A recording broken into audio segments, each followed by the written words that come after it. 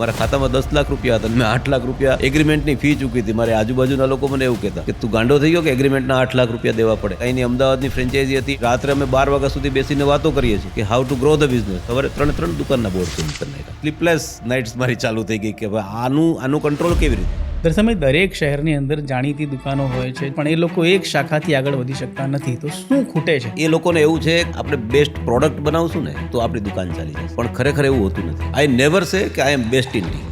મિત્રો, પરિવારજનો કે અજાણ્યા લોકો ભાગીદારી કરવી તો એ કઈ રીતે કરવી? ભાગીદારી શબ્દ છે ને એ ભારત દેશ માટે બન્યો જ છે. આપણે જે ભાગીદારી કરીએ છીએ ને એ ઇમોશનલ ભાગીદારી, પ્રોફેશનલ ભાગીદારી હોતી નથી. પેઇન પોઈન્ટ હોય છે કે ભાઈ માણસો કે રીતે ભેગા કરવા, ટીમ ક્યાંથી લાવી. સ્કિલ્ડ લોકો મળવા ઇઝી છે, લોયલ લોકો મળવા બહુ ટફ છે. તમને 4 ચાર્ટર્ડ એકાઉન્ટન્ટ મળી જાય, IIM અમદાવાદમાં ભણેલા MBA મળી જાય, પણ ગામડાનો જે યુવક હોય છે અને એ જ્યારે બહાર જુએ છે તો ત્યારે એને લઘુતા ગ્રંથિ આવે છે. તમે પણ ધારીથી નીકળ્યા છો અને આજે તમે દુબઈ સુધીમાં આઉટલેટ ખોલ્યા છે. એને તમે શું સલાહ આપશો? જેને ચેલેન્જ હોય છે ને એ ડેવલપ છે. રેડીમેડ ડેવલપ થવું ને ઇટ્સ વેરી ટફ. આજે હું ધારીથી રાજકોટ આવ્યો, હું રોવા માંડ્યો હતો કે મને આમાં સમજાશે શું છે. ટી પોસ્ટના એવા પણ ફ્રેન્ચાઇઝી છે કે જે નાની દુકાનમાંથી 1 કરોડનો ટર્નઓવર કરતો હોય, તો એવા કિસ્સા અમને સાંભળવા છે. તમે અમારી સાથે કામ કરશો કે નહીં કરો? એટલે મેં કીધું હા કરશું. The way she was crying, મને કે તમે જો, તમે ટી પોસ્ટને નહીં જોયો ને એટલી વાર મેં જોયું છે. You tell me the outlet in Gujarat, you tell me the outlet in Mumbai. મેં વિઝિટ ન કર્યો એ કંઈ નહીં હોય. જેનજી જે યુવાનો છે એ લોકોનું ચા સાથેનો સંબંધ કેવો છે? આજે જેનજી છે તો એનો મતલબ ચા નથી પીતા એવું નથી.